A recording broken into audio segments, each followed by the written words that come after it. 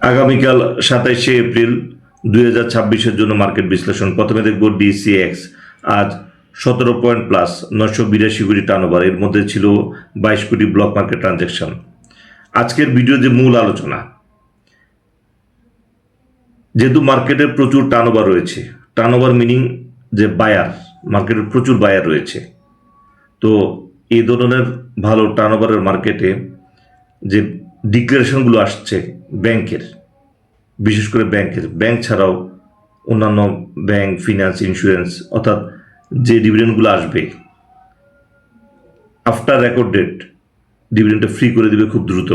যেহেতু মার্কেটের টার্নওভার রয়েছে, পাবলিক সেন্টিমেন্ট রয়েছে, বায়ার রয়েছে, অর্থাৎ যারা ব্যাংকের ডিভিডেন্ড এখানে টেক করবে তারা খুব দ্রুত প্রফিট পাবে, অর্থাৎ ডিভিডেন্ডটা তারা ফ্রি করে দিবে মার্কেট।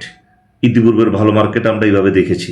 এছাড়া যেগুলো ইপিএস দিবে সেখানেও প্রচুর পরিমাণে যে পাবলিক সেন্টিমেন্টের যে বায়াররা এই মার্কেটের প্রাইসগুলোকে অনেক উপরে নিয়ে চলে যাবে। যেমন যেটা পাবলিক সেন্টিমেন্ট শেয়ার বলতে যেগুলা Fuwang food, Fuwang ceramic, BD Thai, Golden Son, এ ধরনের শেয়ার বা জুন ক্লোজিংয়ের শেয়ারগুলো, এগুলোরও পাবলিক সেন্টিমেন্টের কারণে খুব দ্রুত প্রাইজিং হবে মার্কেটে। এবং যেহেতু এখানে হলো মূল যে বিষয়টা টার্নওভারের কারণে 982 কোটি টার্নওভার, ব্যাংকের ডিভিডেন্ড যারা নিচ্ছে তারা খুব দ্রুত ডিভিডেন্ড ফ্রি করে দিবে আফটার রেকর্ড ডেট, এ ধরনের টার্নওভার যদি বজায় থাকে। তো সেক্ষেত্রে আমাদের যেটা করণীয়, এখানে ব্যাংকে ডিভিডেন্ড নেওয়া যেতে পারে এবং মার্কেটে ইতিপূর্বে ভালো মার্কেটগুলোতে, টার্নওভারের মার্কেটগুলোতে আমরা যেটা দেখেছি বারবার, সেটা হলো যে 2-3 দিন বাড়ার পরে একদিন স্লো থাকবে, আবার বাড়বে। অর্থাৎ টোটাল মার্কেটটা নিয়ে ওরিড হওয়ার কিছু নেই, ভয়ের কিছু নেই, বা প্রফিট চলে যাচ্ছে এটা। তবে হ্যাঁ, মার্কেট যেদিকে সেদিকে থাকার জন্য চেষ্টা করা লাগবে। অর্থাৎ হলো যে, কারণ হয়তো আপনি একটা দিন বা 2টা দিন ব্যাংক সেক্টর ছেড়ে অন্য সেক্টরে ছিলেন, দেখা যাবে যে ওই 2টা দিন ব্যাংকে যে প্রফিটটা দিল সেই প্রফিটটা আপনি নিতে পারেন নাই, এটা হতে পারে। অর্থাৎ আপনার টাইম কি হতে পারে 1-2টা দিন। সেক্ষেত্রে উচিত হবে সেটা হলো মার্কেট যেদিকে যাবে পোর্টফোলিও যাতে সেদিকে সাজানো থাকে। এবং যেহেতু টার্নওভারের মার্কেট, বায়ারের মার্কেট, ব্যাংকের ডিভিডেন্ডগুলো খুব দ্রুত ফ্রি করে দেওয়ার সম্ভাবনা রয়েছে এবং পাবলিক সেন্টিমেন্ট শেয়ার কিংবা জুন ক্লোজিংয়ের শেয়ারগুলোতে এগুলো খুব দ্রুত প্রাইজিং হবে।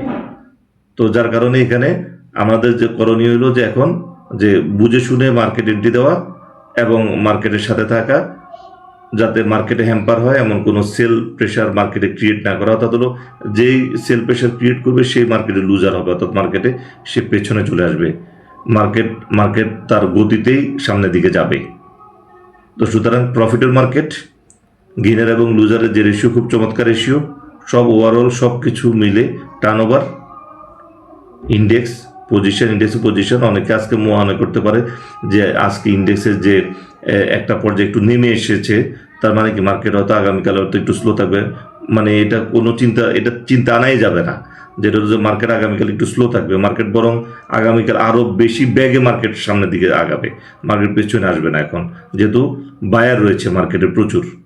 সুতরাং অনেকে বলতে পারে যে ক্যান্ডেল দেখে বলবে যে একটু মার্কেট হচ্ছে স্লো হতে পারে, মার্কেটে স্লো হবে না, মার্কেট বরং এটা থেকে আরও খুব শক্তিশালী ক্যান্ডেল ক্রিয়েট করবে আগামীকাল। তো আজকের আলোচনা এই পর্যন্ত, ধন্যবাদ।